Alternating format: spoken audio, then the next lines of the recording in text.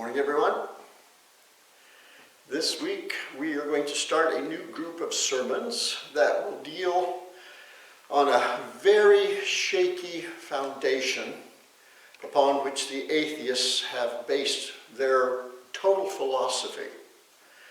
Science is what they are trying to rely upon, and they are hoping that science will prove that the Bible is not true, and that other things instead are true, because they would like to completely eliminate all faith in the Bible and all reference to it. So they have in their philosophy this one main thought, and that is God's existence cannot be scientifically proven, which is absolutely true. It cannot be. But they want to believe that there is no God at all. Now, some very smart people have this as their philosophy, and I'm amazed because, it's a fact that smart people can actually be pretty stupid when it comes down to certain things, and this is one of them. But through this series of sermons, I'm going to try and open up your minds to look at science in a different way. Because the scriptures tell us very plainly that it's a fool who says that there is no God. And what I would like to share with you for the next few months is the fact that this creation that is all around us, everything in it, especially the animals and the plants and such, you cannot explain them scientifically, because the theory of evolution does not work. And instead, our scientific process that is supposed to be used to analyze things and decide on the truth and the facts, well, the more accurate our instruments are becoming, the more evident it is also becoming that there is an intelligent creator. In other words, this stuff is not accidental. There are too many things in it that say intelligent design. And so we're going to be sharing things scientifically to help you to improve your faith and to have confidence in the Bible, because science is not disproving the Bible. And in fact, every day it seems like more and more science is moving closer to proving that the Bible is true and correct.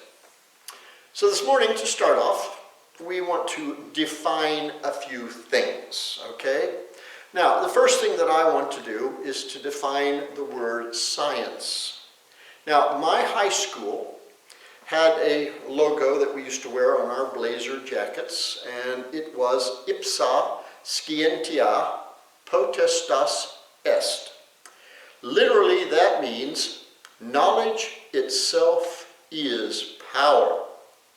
So, I want to make it clear that there is a big difference between faith and science, and it can create a problem later on, because Christians are supposed to live by faith. We shouldn't have to have things proven to us in order to believe them. We should be able to look at the evidence, listen to the witnesses, and if we trust the witnesses and if the evidence seems true, then we should, by faith, trust in that and make it part of our belief. So science is supposed to be based on facts that can be proven repeatedly. Now understand that. This is what science actually is. If I'm going to define it, the word science comes from the Latin scientia, which means exactly knowledge. Knowledge. I know this is true. I know this is 100% accurate. That's knowledge. So, if you think about it, we're supposed to be able to use a scientific process. And in that scientific process, if it's correct and if we use it properly, at the end of it, we should be able to draw logical conclusions about things. But understand this, the scientific fact has to be able to be proven repeatedly. I have to be able to do it over and over again and get exactly the same result over and over again, or that's not science. Now, for instance, something we all take for granted is gravity. Gravity. You all believe there's a thing called gravity, don't you? Of course you do. It's what kind of holds us down on the planet of the earth. And if I were to say, if I take this hymn book and I let it go, what's it going to do? It's going to drop. Yeah. No matter how many times I hold this up and let it go, it's going to drop. It's going to fall. I can do it 10,000 times. And what's it going to do? 10,000 times. It's going to fall. Maybe if I do it 1,000,000 times, maybe one time it'll move sideways, or maybe it'll actually just hang in the air and not fall, right? No, of course not. It's a fact, proven fact, repeatable fact, that if I drop it, it's going to fall, it's going to fall, it's going to fall, it's going to fall. It's repeatedly accurate, and it's proven. So we call that a law. And Isaac Newton is credited for having discovered the law of gravity. Actually, anybody who's ever tripped and fallen has discovered the law of gravity. You just might not have defined it. You might not have measured it. You might not have proven its amount of acceleration. But these things are something that Isaac Newton took the trouble to do. So, by definition, we should be able to repeat it. However, sometimes the conditions could be a problem. For instance, here on the earth, I have no problem proving gravity exists. But you know, if we were out in outer space, that would be a different story. How could I prove to you, out there where there does not seem to be any gravity, that there actually is a thing called gravity? And that in reality, our spaceship in orbit around the earth is being held there because of gravity. How could I prove that in a place where it doesn't seem to exist? That's a problem, isn't it? It doesn't seem to exist, but actually it does. But can I prove that it exists? Out in space? No, I cannot. And in a way, it's kind of like God. I know He's there, His influence is there, the things He's created are all there, the evidence is there, but can I prove that God did these things? No, I cannot. So science, by its very definition, is knowledge. It's a study. So think of it this way. Science is the study of nature and the behavior of things in nature. And it is the knowledge that we gain from studying them and creating hypotheses and experimenting and testing, and if we get repeated results all the time, then we might turn it into a theory. And if the theory proves to be 100% accurate all of the time, then we're going to call it a law. Now remember this. The theory of evolution is still only a theory because it cannot be proven. This is one of the most frustrating things to the atheists of all. They cannot prove that the theory of evolution exists. And as we go through this in the next few weeks, you're going to find out why the theory of evolution is such a pile of junk. Now, remember this. It's knowledge about the natural world and the things in it. How do they work together? What do they actually do? How can we prove that these things are true? That's the study of science. So, science is actually the pursuit of and the application of knowledge. And I'm going to stress that word over and over and over again. Understanding this world, understanding the social behavior of people and animals and other things like that, that's very important. And science basically deals with these things because they are physical things. And these physical things can be measured and tested. So that's where science goes. So there is a focus on the problem. You see, because science can only deal with the physical, how can it even begin to try and deal with God? Because God is spiritual. God is not physical. He is spiritual. How do you quantify How do you measure, how do you weigh God? You can't. So science can only reach conclusions based on measurement and observation. And that's where its weakness really lies. If they can't measure it, if they can't study it, if they can't physically touch it, handle it, and do other things to it, then they can't prove anything at all regarding that item. So, science is expected to reach its conclusions based upon repeated experimentation and observation, and then it is supposed to follow a deductive reasoning process to come to a logical conclusion. That's science. But you know, I'm really discouraged. I have been a scientist all my life. I remember when I was tiny, probably about 7, 8 years old, I can remember starting to get this fascination for dinosaurs. Okay, and I had a whole collection of little plastic dinosaurs. I remember they came in cereal boxes, and sometimes I'd see one at a store and I'd buy it, and they were like 10 cents. So, you know, for a nice big sized dinosaur, 10 cents was nothing. Well, it still was back then, but nowadays we wouldn't think anything about 10 cents. And I used to think about things like this, and then when the space program started, I was fascinated by flight and airplanes, and I began to build model airplanes at quite a young age. When I was about, I think must have been 12 years old, when I really started collecting and building model airplanes. And back then, it was a fairly cheap item. I could usually save up my allowance for 2 weeks or 3 weeks and buy a decent model airplane kit. So I have always loved science, but I've always loved it because of the knowledge that it gives me. And I've always only ever based my beliefs on things that I know are true. Now, in my heart, I know God exists. I know it. Can I prove it? Not really. But I can show you so much evidence that it would be very hard to deny that there is a God. So, for today, I want to put that in mind. All of the stuff in science is supposed to be based on the evidence, and that's what we're going to do. We're going to look at the evidence for God. And if we can measure it, if we can repeat it, if we can create a theory about it, and if the theory is repeatable, then it must be true. And that's where we're going to go with this. So for today, let's deal with the one thing that all atheists seem to have a big problem with. Some Christians do too. I'm going to open up your minds to probably something you have never heard before.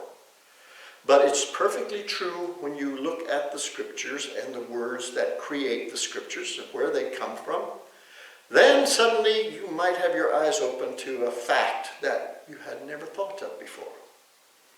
The problem with them is the fact that they cannot handle the idea that God created this world in just 7 days. You know, it's a pretty complicated place. It's a pretty big place. And it isn't just this earth. We're talking about the whole universe.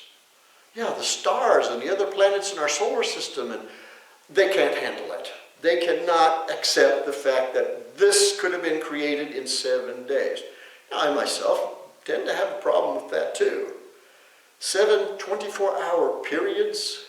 Wow. But I believe that my God is big enough and strong enough and powerful enough that, yeah, if he wanted to do it 24 hours per day, he could do it in 24 hours per day, and in just 6 days, finish it all. That's the God I believe in. But the scriptures tell us some interesting things. So what we're going to do is we're going to look at the scriptures, and we're going to try and see if maybe the theory of evolution has any feasibility at all. Because the problem with the theoretic development of the evolution is that it requires billions of years for it to take place. Yeah, we've had recorded history now for over 10,000 years. Okay? We can go back and we can find ancient documents that predate the Egyptian civilization. Yeah, so we can go back and find records of things 10,000 years old, and yet In all that period of time, we don't have any recorded instances of anything like evolution ever having taken place. We don't ever have any farmer's cow giving birth to a horse or anything like a horse. We don't ever have any recorded history of a chicken laying an egg which hatched open and it was a pigeon instead of a chicken. Nothing. And you know, these kind of oddities were always felt to be omens of something bad about to happen. And you could bet, if anything like that happened, it would have gotten written down and recorded, because people expected something bad to happen after or as a result of these things. So when you get something like that happening, it should have been in historical records. And for 10,000 years now, we don't have even one.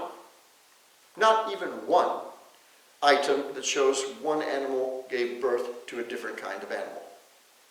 No, history doesn't show it.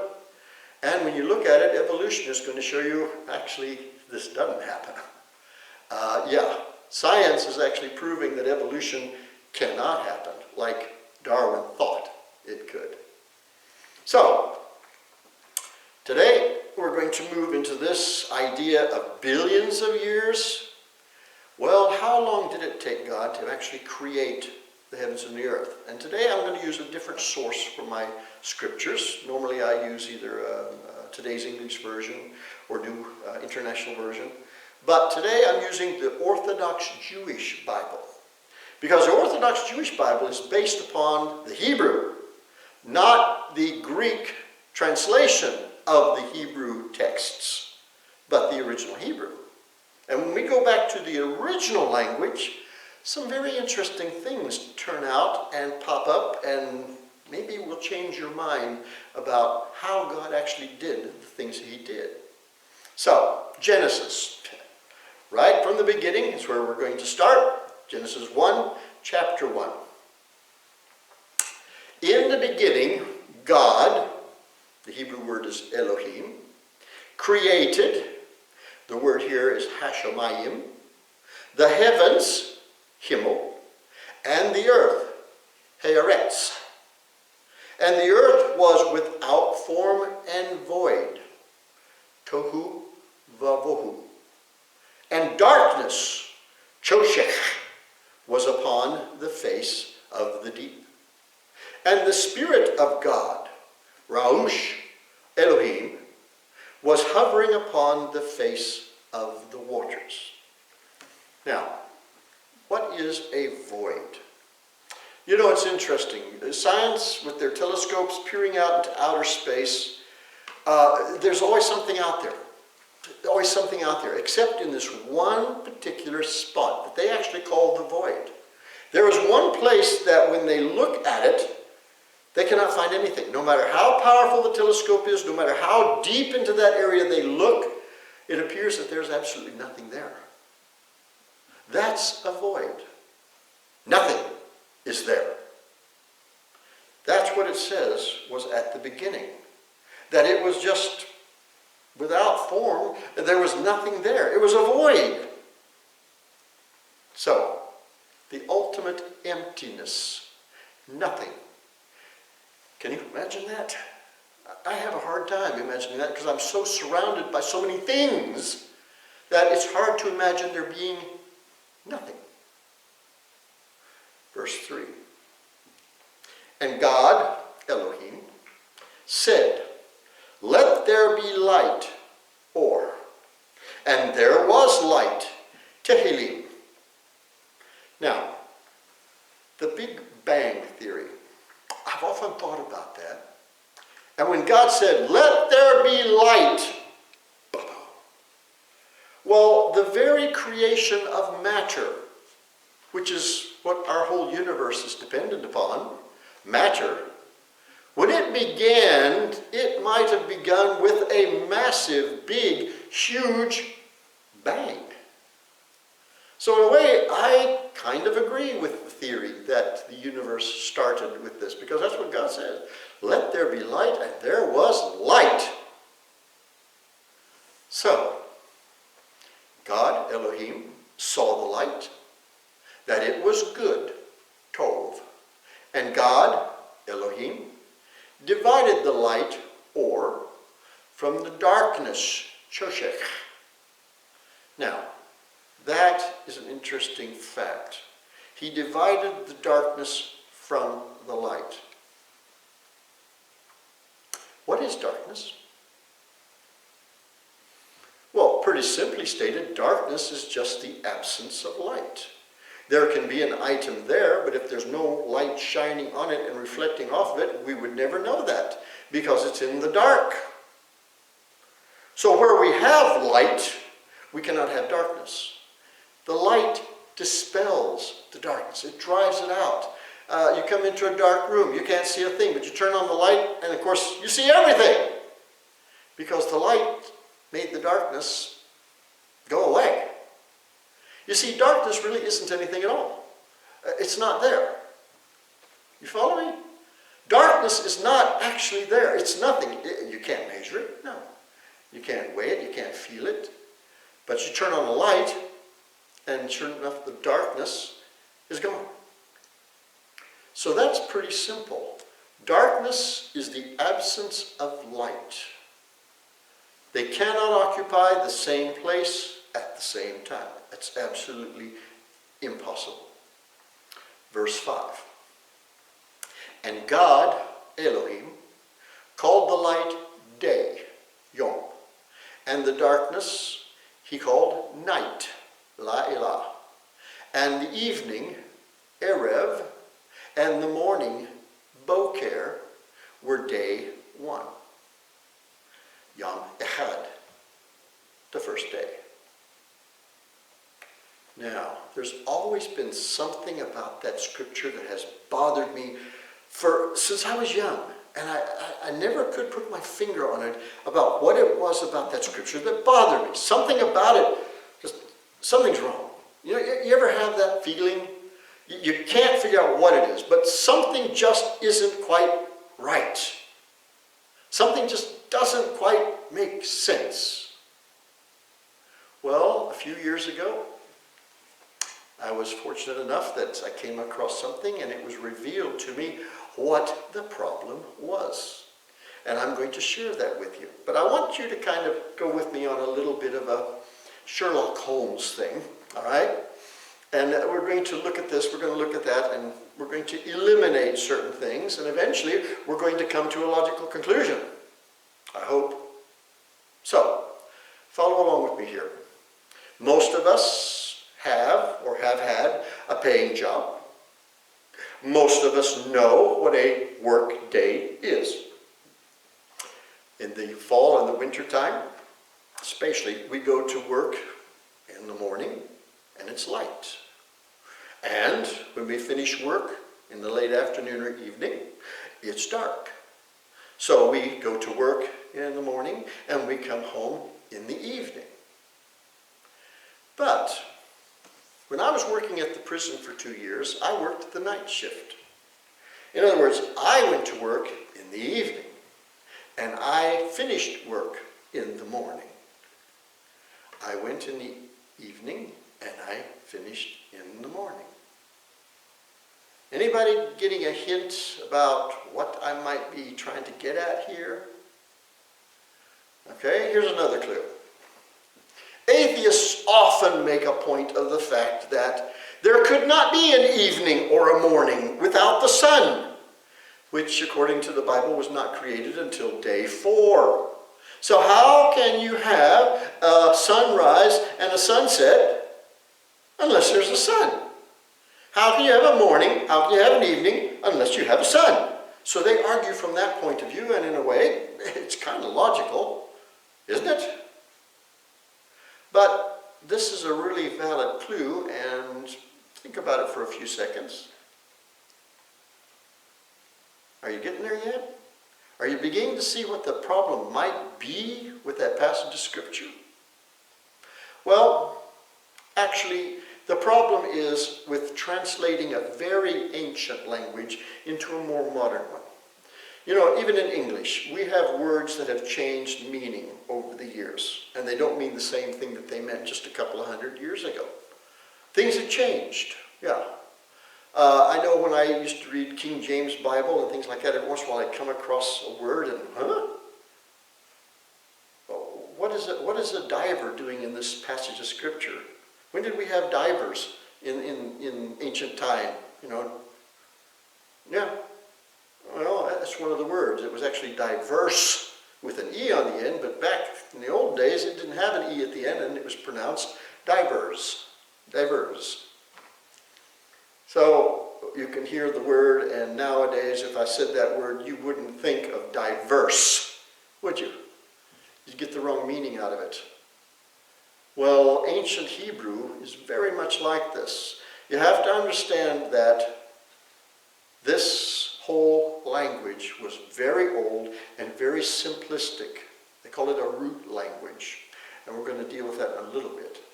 But going back to verse 5, those two little things that are there that don't make sense, and now I'm going to share them with you. If we only work from evening till morning, when are we working? Oh, that's the night shift. That's what I used to do. I worked from evening until morning. I worked the night shift. Hello? I worked in the dark. Duh. You get what this is going to? God did not work in the dark. When he came in, the first thing he did was create light, and plenty of it. God works in the light, not in the dark. He created the light. The light was good. Now, if he likes the light and he uses the light, how long was that first day? Now, even you know this. I can say this quite legitimately. Well, you know, back in my day, things were very different. What day am I talking about? What 24-hour period am I talking about? I'm not talking about a 24-hour period, am I? Not at all. I'm talking about an age, a certain period of time, at which, in my day, I could buy a Coca-Cola for 5 cents. And that's true. A bottle of Coca-Cola, 5 cents. Really? Back in my day, when I was younger, I'm talking about a period of time that is not limited or restricted to a 24-hour period of time. And yet I've used the word day. The Hebrew word works the same way.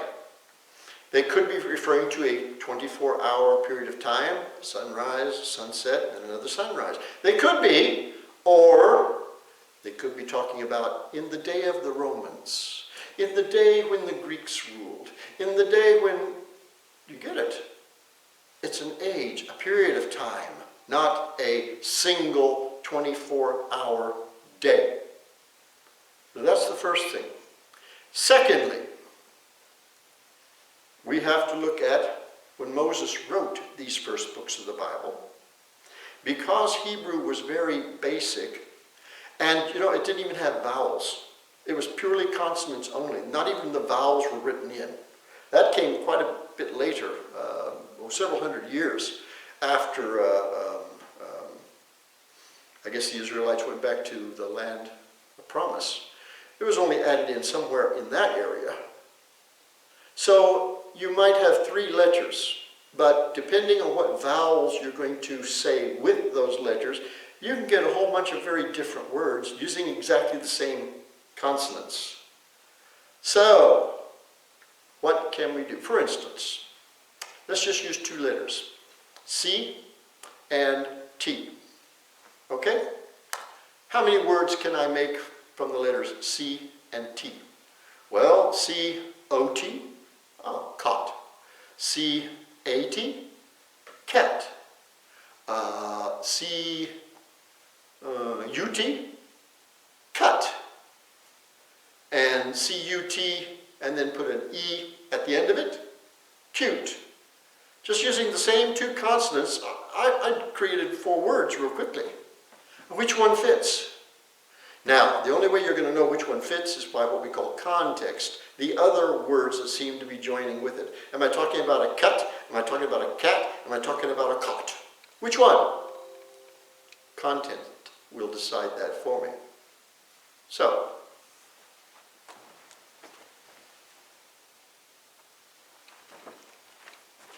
from this point then, we have this problem. Verse 5. The first word is the ancient meaning, and it's the word erev, which means mixed up, confused, chaotic. The second word is boker, which in ancient times meant a time to inspect, organized, in order. So, verse 5 talks about things went from chaos, erev, to boker. Oh, things went from confusion. Things went from chaos into order. Now that makes a whole lot of difference. Because now we're not talking about light and dark. We're talking about order.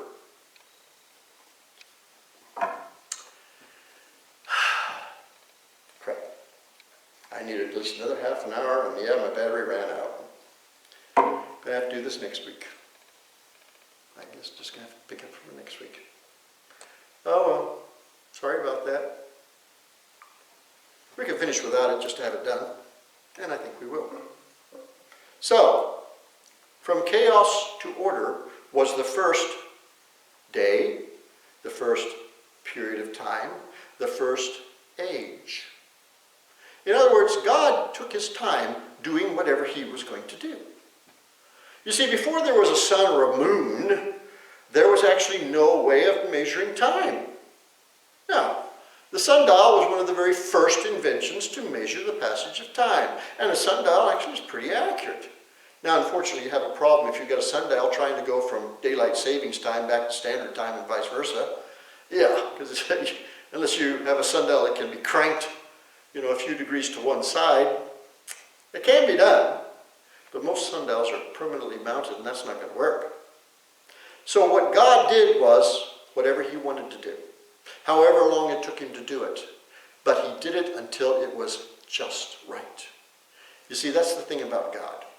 He does things to perfection. And every one of those verses says, and God saw that it was good. Okay. Then he would move on to the next day, the next phase.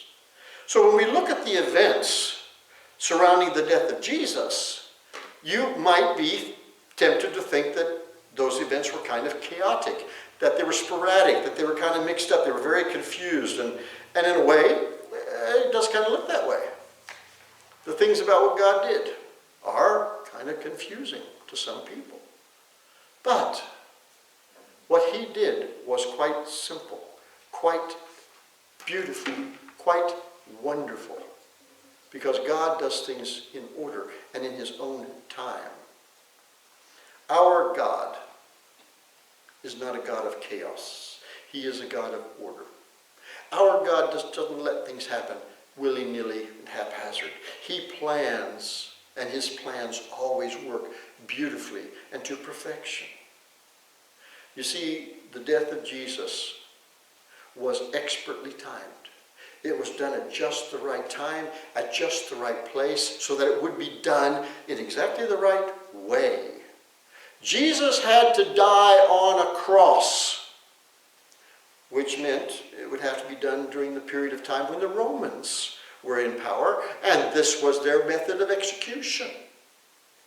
That's why Jesus came when Julius Caesar was the emperor. No, sorry, Caesar Augustus. Yeah. Because the Romans would have to be the ones in power so that when Jesus was convicted, he would be crucified. When Jesus cried out his last words on the cross, "It is finished," he wasn't referring to his ministry. He wasn't referring to his life ending and being done. He was referring to God's plan of salvation. I've often told you that word finished is the Greek word teleos. It actually means it is completed. It is perfect. It has been seen through to the end and cannot be improved upon. That's what he was saying. Your plan of salvation has come to its conclusion. Because when he breathed his last breath and died, the plan of salvation had come to completion.